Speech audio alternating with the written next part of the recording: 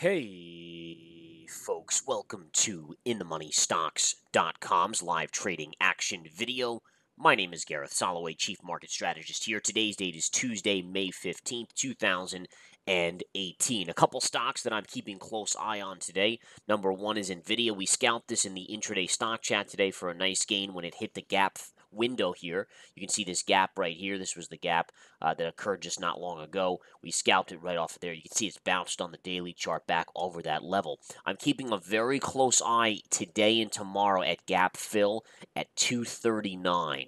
So again, mark that down, 239, good day trade level there. I'm not interested in swing trading this because honestly, I think semiconductors are way overbought right now, and I think there's a lot more downside. I actually expect a longer term move to head down to the 200 moving average, but as a day trade, you'll get a great level off this 239 level should it come straight into it in the next day or so.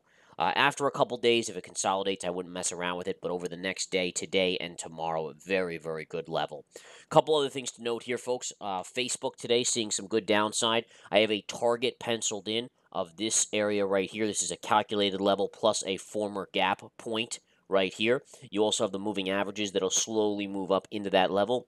The level right here on Facebook is 177. That means you have over basically almost $7 remaining to the downside on this stock. I am short. I love it on the short side. It filled a major gap up here, major pivot points right here. You can even see it overshot, piercing just a little bit right there.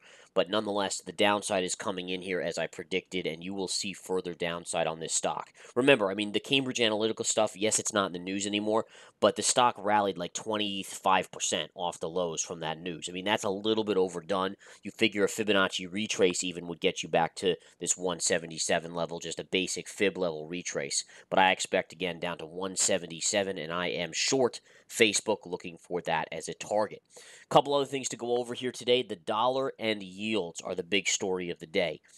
This is a double whammy for the market. It's pushing the S&P lower. If we bring up the SPY chart here, you can see we kind of went into resistance here. You never confirmed above this downsloping trend line, and we're seeing a beautiful sell today. My guess is the selling pressure is going to continue for at least multiple days until we get back to these moving averages. Then we'll have to reevaluate. Those moving averages are around 267 and a quarter.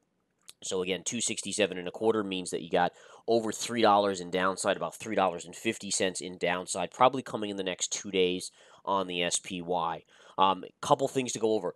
The yields are above 3%, 3.05% right now. That's scaring the market. Remember, the higher yields go, the more people decide to take money out of the market and put it into an interest-bearing asset class. All right, could be bonds, could be money market, whatever it is. I mean, it doesn't matter. The point is that the higher interest rates go, the more people say, wait a minute, why am I taking all this risk in the stock market where I could lose lots of money when I could get safer interest payments that are now moving up, and away? And that's something very worth noting here. The other side of the coin is the dollar. The dollar just continues to scream higher. This has been an amazing move on the dollar, folks. I have an upside max target coming up here. You can see this double top right up here. But look at the move recently in the dollar. The reason why the dollar is so negative for the market is because there's very few companies that just sell stuff in the U.S., right? If you're selling it in the U.S., you're unaffected by a stronger dollar because, in all fairness, people in the US have dollars, they're going to buy your stuff. They don't notice the difference in value or price. When you sell things in Japan for yen, when you sell them in China, when you sell them in Europe, and you get euros or yen or any of these other currencies in payment from those people in those countries, you then have to convert it back to US dollars. If the dollar is soaring, you're going to get less dollars just between when you sell that good to when you convert it back into dollars. You're losing, in this case, with these strong moves in the dollar, you're losing literally 1-2% in a course of a couple weeks here. And if you think about it, if you map that over millions, if not billions of dollars in sales in Japan or in Europe, I mean, you're literally talking about a lot of money here. I mean, this is the difference between making earnings or beating earnings and missing earnings on their next quarterly call. So any of these companies that are selling overseas, they're in a lot of trouble with this stronger dollar. I personally think if it goes much higher, you're going to see Trump and the Federal Reserve start talking it back down because you will see it hurt earnings, and the market is that's the only thing that's keeping this market up right now is good earnings. I mean, that's it. So you get that earnings issue to kind of populate itself and become a bigger issue, and you're going to see this market come in very, very quickly. And that's a very important factor to understand. So today the markets are selling because you have this double whammy effect. You have dollar higher and interest rates higher. We'll have to see what happens in the coming days. Again, I think the dollar has a little bit more upside, so that probably means a little bit more downside in the stock market. And I think the same thing with yields. Yields probably go to about 3.2 to 3.25%, which will really freak the markets out. And then once we get there, you're going to see them back off, probably back to about 3%. Markets will like that. Markets will feel better about them being at or just below 3%. 3% is really a pivot point in the market psyche on the yields, on the 10-year yield right now. Okay, that's about all I have for you guys today. So again, come join us at InTheMoneyStocks.com. We have more and more winners.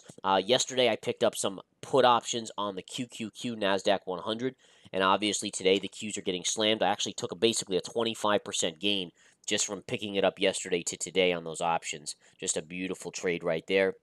I picked up VXX just the other day. Look at that one soaring. This is in the Research Center. So the options trade, obviously, in the options alerts. If you're into options, go there. Research Center, I bought VXX. We're already making money on this. I also bought yesterday the SOXS because I liked being short the semiconductors. And look at this thing today, up 5%. Beautiful move here on the SOXS. We're actually up about 7% on this trade already on the semi-short ETF here, 3 times short. So, I mean, bottom line is, look at the track record, folks. We're making money left and right. Members are literally having their best year ever. We're getting emails about people doubling their accounts while the average hedge fund's up. What is the average hedge fund up? 3% this year, 5% maybe if they're lucky. And people are already doubling their account within themoneystocks.com. So bottom line is, come take the 7-day free trial. I hope to see you soon making money with us.